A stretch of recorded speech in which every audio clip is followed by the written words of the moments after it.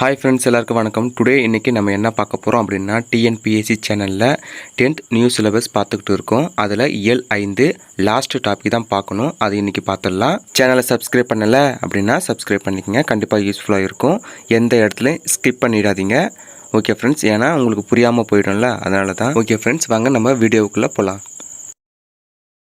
பாடத்தோட தலைப்பு வினாவிடை வகைகள் பொருள்கோள். பாடத்தில் இருக்கிற ஃபஸ்ட்டு வினா பார்க்கலாம். இங்கு நகர பேருந்து நிற்குமா என்று வழிப்போக்கர் கேட்பது டேஸ் வினா. அதோ அங்கே நிற்கும் என்று மற்றொருவர் கூறுவது டேஸ் வினா. விடை பாருங்க. விடை கீழே இருக்கு. விடை இ. அறியா வினா சுட்டு விடை.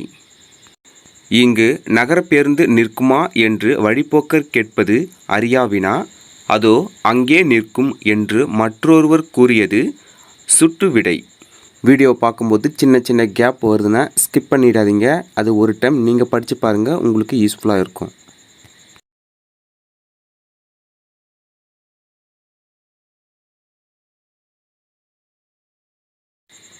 அடுத்ததாக பாருங்கள், கூடுதல் வினாக்கள். அதில் இருக்கிற கொஷின்லாம் பார்க்கலாம். கூடுதல் வினாக்களில் ஃபஸ்ட்டு கொஷின் பாருங்கள். தான் அறியாத ஒன்றை அறிந்து கொள்வதற்காக வினவுவது. விடை ஆ. அறியா வினா.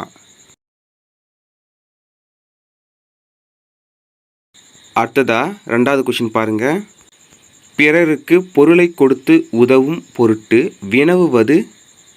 விடை ஈ. கொடை வினா.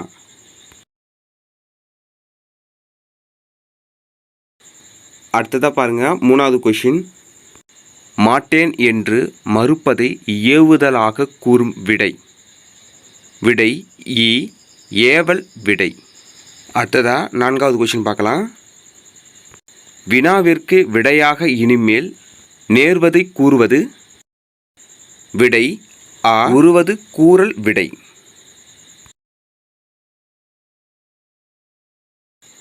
அடுத்ததா ஐந்தாவது கொஷின் பார்க்கலாம். உடன்பட்டு கூறும் விடை. விடை பாருங்க. விடை இ. நேர் விடை. அடுத்ததா ஆறாவது கொஷின் பார்க்கலாம். வினாவிற்கு வினாவை திரும்ப கேட்பது.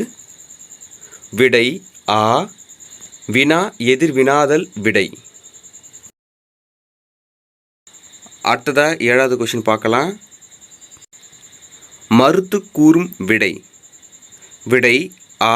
மறை விடை. கேள்வியிலே ஆன்சர் இருக்குது. ஒரு டைம் படித்து பாருங்கள், 2 டைம் கூட படித்து பாருங்கள், தப்பு இல்லை. படித்து பார்த்தா தான் உங்களுக்கு அதை அண்டர்ஸ்டாண்டிங்காகவும் புரியும். நீங்கள் எக்ஸாம் எழுதும்போது, தேர்வு எழுதும்போது உங்களுக்கு மறக்காமல் இருக்கும்.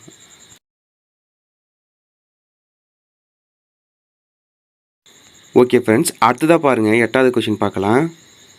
எட்டாவது கொஷின் பாருங்கள். ஆடத் தெரியுமா என்ற வினாவிற்கு பாடத் தெரியும் என்று கூறுவது. விடை ஈ. இனமொழி விடை. அடுத்த கொஷின் பார்க்கலாம். அடுத்த கொஷின் 9வது கொஷின். அது டைப்பிங் மிஸ்டேக்காக இருக்குது. அடுத்ததாக பாருங்கள், 10வது கொஷின் பார்த்துடலாம். ஆசிரியர் மாணவரிடம் இப்பாடலின் பொருள் யாது. விடை ஆ. அறிவினா. ஆசிரியர் மாணவரிடம் தெரிஞ்சு தான் கேள்வி கேட்பார், அவருக்கு தெரியாமல் கேள்வி கேட்க மாட்டார்ல. ஸோ அதனால தான் அறிவினா.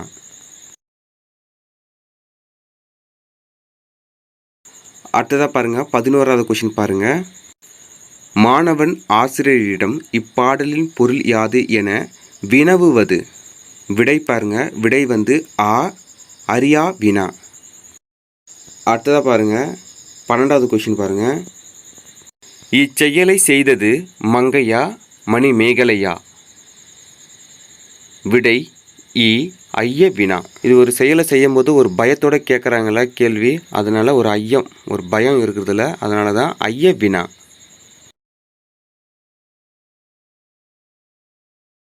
அடுத்ததாக பாருங்கள், 13வது கொஷின் பார்த்துடலாம். ஐயம் நீங்கி தெளிவு பெறுவதற்காக கேட்கப்படுவது. விடை இ. ஐய வினா. அடுத்ததாக பாருங்கள் 14வது கொஷின் பாருங்கள். 14வது கொஷின். வினா டேஸ் வகைப்படும். விடை இ 6. வினா 6 வகைப்படும்.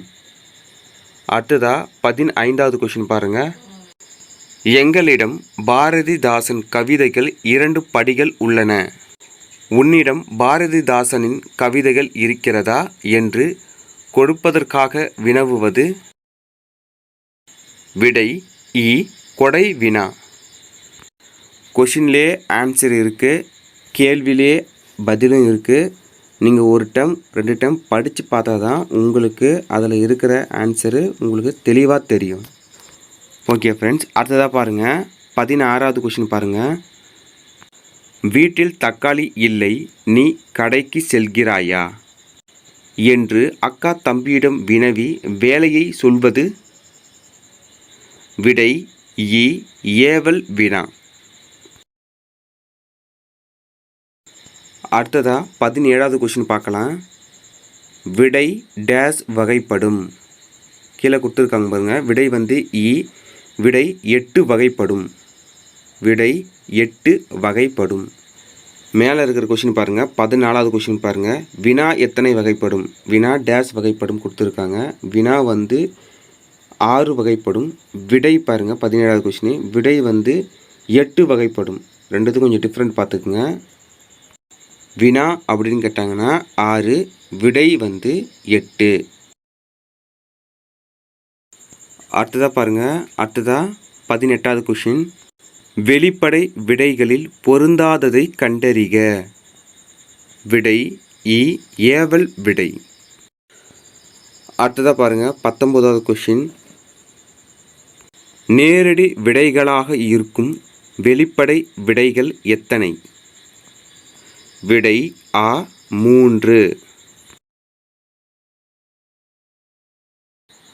அடுத்ததாக பாருங்கள். அடுத்ததாக 20வது கொஷின் பார்க்கலாம். குறிப்பு விடைகளாக இருக்கும் குறிப்பு விடைகள் எத்தனை. விடை இ 5. அடுத்ததாக பாருங்கள். அடுத்ததாக 21வது கொஷின் பார்க்கலாம். பொருத்தி காட்டுக. விடை பாருங்கள். விடை வந்து ஆ 4, 3, 2, 1. அதை அப்படியே படிச்சிடலாம். ஃபஸ்ட்டு பாருங்கள். கடைத்தெரு எங்குள்ளது என்ற வினாவிற்கு வலது பக்கத்தில் உள்ளது என கூறல். விடை வந்து சுட்டு விடை. 2வது பாயிண்ட் பாருங்கள். மணி கடைக்கு போவாயா என்ற கேள்விற்கு போக மாட்டேன் என மறைத்து கூறல். விடை பாருங்க. விடை வந்து மறை விடை. அடுத்ததாக 3வது பாயிண்ட் பாருங்க. மணி கடைக்கு போவாயா என்ற கேள்விற்கு போவேன் என்று உடன்பட்டு கூறல். விடை நேர் விடை. அடுத்ததா லாஸ்ட் ஒன்று 4வது பாயிண்ட் பாருங்க. இது செய்வாயா என்ற வினவிய போது நீ செய் என்று ஏவி கூறுவது. அதோட ஆன்சர் பாருங்க ஏவல் வினா. பொறுத்துக பார்க்குறது தான் பெருசாக இருக்குது, உள்ளே ஒன்றுமே இல்லை, சிம்பிளாக தான் இருக்குது. ஒரு டைம் படித்தாலே உங்களுக்கு ஆன்சர் தெரிஞ்சிடும். ஸோ நீங்கள் எக்ஸாமில் வந்தால் கூட பயப்படவே தேவையில்லை, அசால்ட்டாக எழுதிட்டு மார்க் அடிச்சுட்டு போயிட்டே இருக்கலாம். ஸோ ஓகே ஃப்ரெண்ட்ஸ், நம்ம அடுத்த கொஷினை பார்க்கலாம். அதுக்கு முன்னாடி நீங்கள் ஒரு டைம் படித்து பாருங்கள்.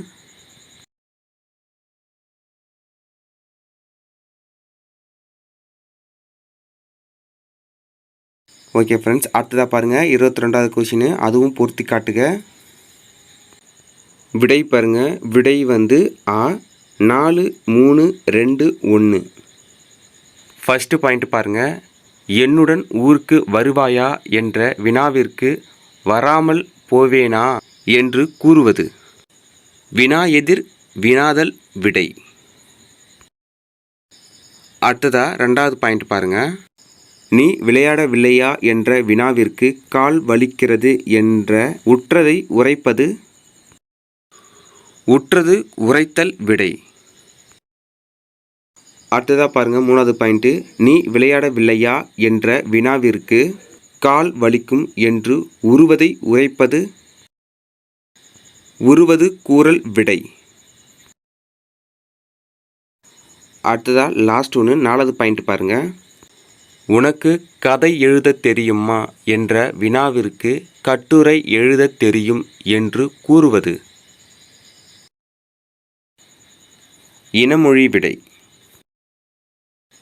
இந்த பொறுத்தையும் பாருங்கள், இதுவும் பார்க்க தான் பெருசு, உள்ளேயே ஆன்சர் இருக்குது, அந்த கேள்வி உள்ளேயே ஆன்சர் இருக்குது. ஸோ நீங்கள் பயப்பட வேண்டிய அவசியமே இல்லை. ஒரு டைம் 2 டைம் படித்து பார்த்தாலே உங்களுக்கு ஆன்சர் என்னன்னு உங்களுக்கே தெரிஞ்சிடும்.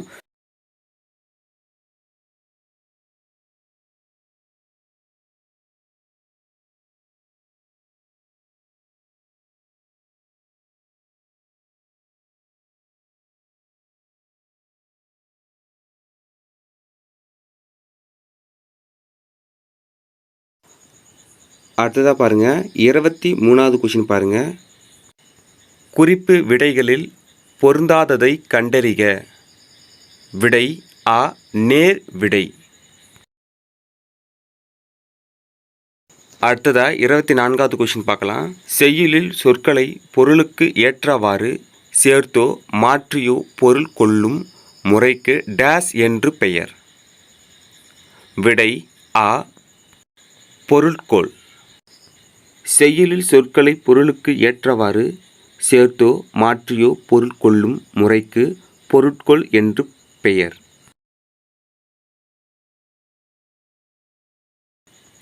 அடுத்ததாக பாருங்க, 25வது கொஷின் பாருங்க. பொருட்கோள் டேஸ் வகைப்படும். விடை இ 8. பொருட்கோள் 8 வகைப்படும். அடுத்ததாக 26வது கொஷின் பாருங்க. பாடலில் தொடக்கம் முதல் முடிவு வரை நேராகவே பொருட்கொள்ளுமாறு அமைவது டேஸ் ஆகும். விடை ஆ ஆற்று நீர் பொருட்கோள். பாடலின் தொடக்கம் முதல் முடிவு வரை நேராகவே பொருட்கொள்ளுமாறு அமைவது ஆற்று நீர் பொருட்கோள் ஆகும். அடுத்ததா 27வது கொஷின் பாருங்க. ஒரு செய்யுளில் சொற்கள் முறையே பிறராமல் நிரல் நிறையாக அமைந்து வருவது. விடை ஆ நிரல் நிறை பொருட்கோள். அடுத்ததா 28வது கொஷின் பாருங்க. நிரல் நிறை பொருட்கோள் டேஸ் வகைப்படும். விடை ஆ இரு. நிரல் நிறை பொருட்கோள் இரு வகைப்படும். அடுத்ததா 29வது கொஷின் பாருங்க. செய்யுளில் எழுவாயாக அமையும் பெயர் சொற்களை அல்லது வினை சொற்களை வரிசையாக நிறுத்தி அவை ஏற்கும் பயனிலைகளையும் அவ்வரிசைப்படியே நிறுத்தி பொருள் கொள்ளுதல் டேஸ் ஆகும். விடை பாருங்க. விடை ஆ முறை நிரல் நிறை பொருட்கோள். செய்யுளில் எழுவாயாக அமையும் பெயர் சொற்களை அல்லது வினை சொற்களை வரிசையாக நிறுத்தி அவை ஏற்கும் பயனிலைகளையும் அவ்வரிசைப்படியே நிறுத்தி பொருள் கொள்ளுதல் முறை நிரல் நிறை பொருட்கோள் ஆகும். கொஞ்சம் போர் அடிக்கிற மாதிரி தான் போகும். இன்னும் 2 கொஷின் தான், அதோட முடியுது. ஸ்கிப் பண்ணிடாதீங்க, பாருங்கள், கண்டிப்பாக யூஸ்ஃபுல்லாக தான் இருக்கும். அடுத்ததாக பாருங்கள், 30வது கொஷின். செய்யுளில் எழுவாய்களை வரிசைப்படுத்தி அவை ஏற்கும் பயனிலைகளை எதிராக கொண்டு பொருள் கொள்ளுதல் டேஸ் ஆகும். விடை இ எதிர் நிரல் நிறை பொருட்கோள். செய்யுளில் எழுவாய்களை வரிசைப்படுத்தி அவை ஏற்கும் பயனிலைகளை எதிராக கொண்டு பொருள் கொள்ளுதல் எதிர் நிரல் நிறை பொருட்கோள் ஆகும். அடுத்ததா 31வது கொஷின் பாருங்க. ஒரு செய்யுளில் பல அடிகளில் சிதறி கிடக்கும் சொற்களை பொருட்களுக்கு ஏற்றவாறு ஒன்றோடு ஒன்று கூட்டி பொருள் வருவது டேஸ் ஆகும். விடை ஆ கொண்டு கூட்டு பொருட்கோள். ஒரு செய்யுளில் பல அடிகளில் சிதறி கிடக்கும் சொற்களை பொருள்களுக்கு ஏற்றவாறு ஒன்றோடு ஒன்று கூட்டி பொருள் கொள்ளுவது கொண்டு கூட்டு பொருட்கோள் ஆகும். அடுத்ததா லாஸ்ட் ஒன்று பொறுத்துக இருக்கு, அதையும் பார்த்துடலாம். பொருத்தி காட்டுக. ஆன்சர் ஆ 4 3 2 1. ஃபஸ்ட்டு பாயிண்ட் பாருங்கள். சொல்லரும் சூழ் பசும் பாம்பின். ஆன்சர் பாருங்கள், ஆற்று நீர் பொருட்கோள். அடுத்ததாக செகண்ட் பாயிண்ட் பாருங்கள். அன்பும் அரணும் உடையதாயின். முறை, நிரல், நிறை, பொருட்கோள். அதான் ஆன்சர். அடுத்ததான் 3வது பாயிண்ட் பாருங்கள். விலங்கோடு மக்கள் அணையர். ஆன்சர் பாருங்கள். எதிர், நிரல், நிறை, பொருட்கோள். லாஸ்ட்டாக 4வது பாயிண்ட் பாருங்கள். ஆழத்து மேலே குவளை. அதுக்கு ஆன்சர் மேலே இருக்குது பாருங்கள். கொண்டு கூட்டு பொருட்கோள். அடுத்ததாக பாருங்கள். சிம்பிளானதான். பொருட்கோள் எத்தனை வகைப்படும்? அவை யாவை அப்படின்னு கேட்டிருக்காங்க.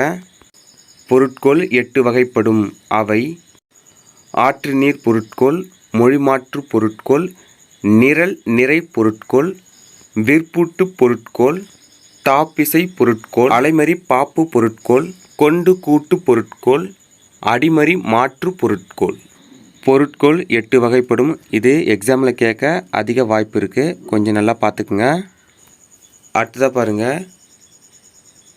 அகராதியில் காண்க அப்படின்னு கொடுத்துருக்காங்க. என்னென்னு பார்த்தலாம். மன்றல் அப்படின்னா திருமணம். அடி சுவடு அப்படின்னா காலடி குறி. அடுத்ததாக பாருங்கள். அகராதி அகர வரிசை சொற்பொருள் நூல். அடுத்ததாக பாருங்கள். தூவல் அப்படின்னா மழை அல்லது நீர்த்துளி. மருள் அப்படின்னா மயக்கம். இதோட 10th நியூ சிலபஸில் இருக்கிற 5வது இயல் இந்த டாப்பிக்கோட முடியுது. அடுத்ததாக இயல் 6 அடுத்த வீடியோவில் அப்லோட் பண்ணுறேன். நண்பர்களே, இந்த வீடியோவில் உங்களுக்கு எதனா டவுட் எதனா இருந்தால் கீழே கமெண்ட் பாக்ஸில் கமெண்ட் பண்ணுங்கள். கண்டிப்பாக அதுக்கு உண்டான தீர்வை பார்த்துடலாம். சேனலை சப்ஸ்கிரைப் பண்ணலை அப்படின்னா சப்ஸ்கிரைப் பண்ணிக்கோங்க. கண்டிப்பாக யூஸ்ஃபுல்லாக இருக்கும். ஓகே ஃப்ரெண்ட்ஸ், இந்த வீடியோ உங்களுக்கு யூஸ்ஃபுல்லாக இருந்தால் மற்றவங்களுக்கும் ஷேர் பண்ணுங்கள். அவங்களுக்கும் யூஸ்ஃபுல்லாக இருக்கட்டும். தேர்வெழுதும் அனைவருக்கும் டிஎன்பிஎஸ்சி சேனல் சார்பாக வாழ்த்துக்கள். All the best.